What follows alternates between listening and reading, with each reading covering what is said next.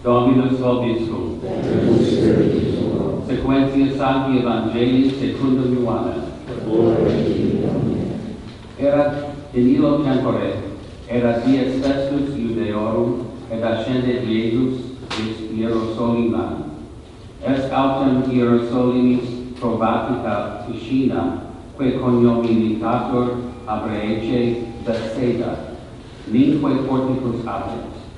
Et is iacabet multitudo magna languientium celorum, claudorum, aridorum, expectantum aquae motum.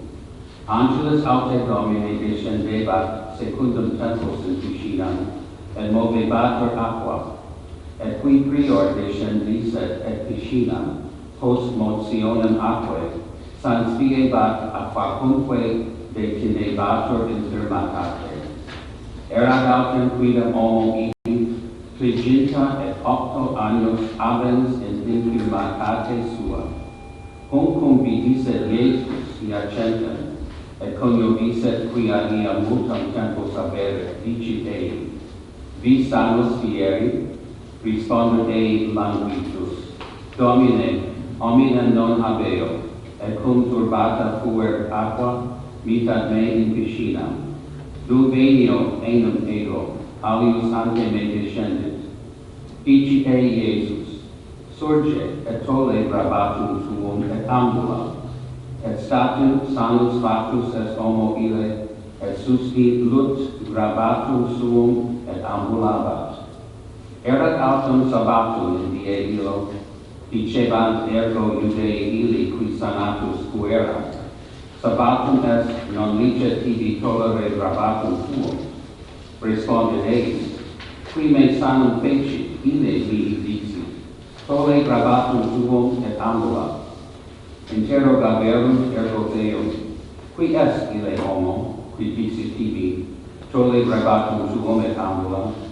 Is autem qui sanus fuor ante pectus, nascebat quis esset. Iesus enum declinavit a turba constitua in loco. Postea in bene meum Iesus in templo et dixit illi, ecce sanus factus est, mia noli pecare, ne deterius tibi aliqui continiat.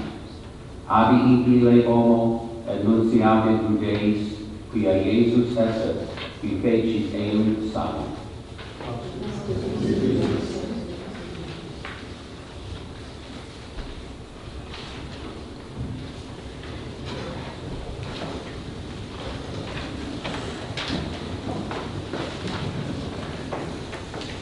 In the name of the Father, and of the Son, and of the Holy Spirit. Amen.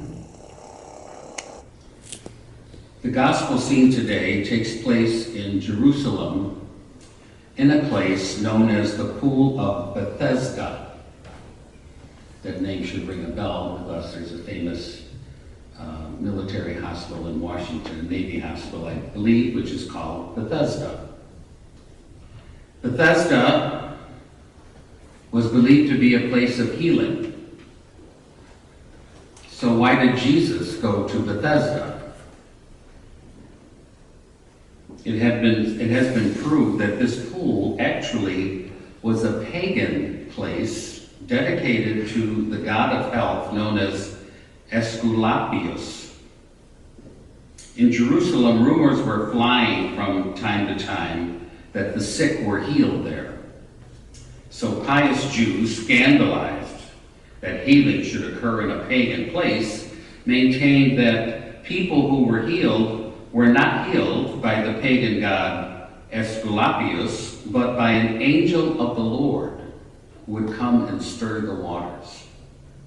Probably it was a place similar to desert hot springs, with some bubbling up of a stream underground, and came up, and people, as they do today, we go to hot springs, we go in spas, and we feel a lot better. Unscrupulous Jews went there, though, to seek a cure, even if it was from a pagan idol. And Jesus too went there, but not in search of a pagan idol or a pagan healing. He went there in search of a sinner that he wished to save. Note that the sick man's first response: in this miraculous place, many hoped to be cured, but few were healed, he says to Jesus. And I am here all by myself. I have no one to help me into the water. By the time I get there, the angel is finished disturbing the waters, and the waters have no more healing powers. I have no one to help me. He is in need of help. He is in need of a Savior. He needs Jesus. And Jesus comes. Jesus disappears after the miracle. Some people might think that Jesus was at ease in a pagan temple, or think that he healed the sick in the name of their gods. Jesus will make himself known in the temple of the true God, his Father, eventually.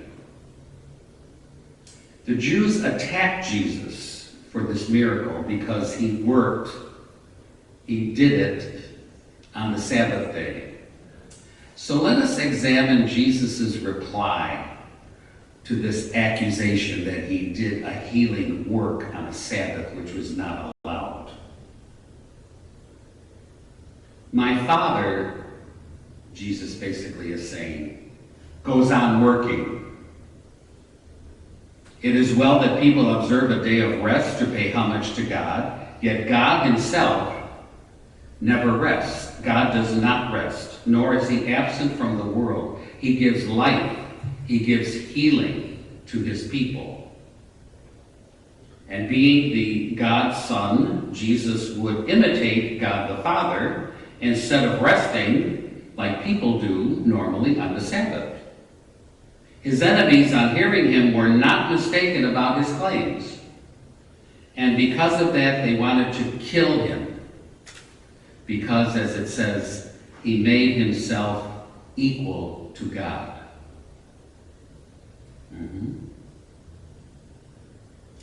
Jesus reminds the sick man when he says, "Don't sin again," of his lack of faith that led him to the pagan sanctuary, where he waited in vain for 38 years. Imagine, this man is going to this place of healing, a pagan place of healing, for 38 years, longer than the lifetime of Jesus, who lived 33 years.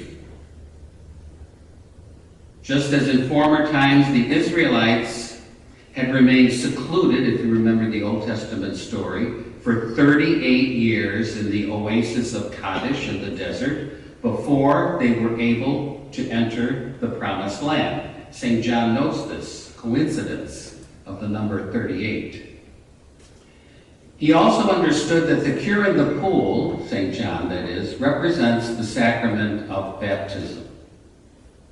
Jesus' remark to the healed person, "Don't sin again," is addressed to us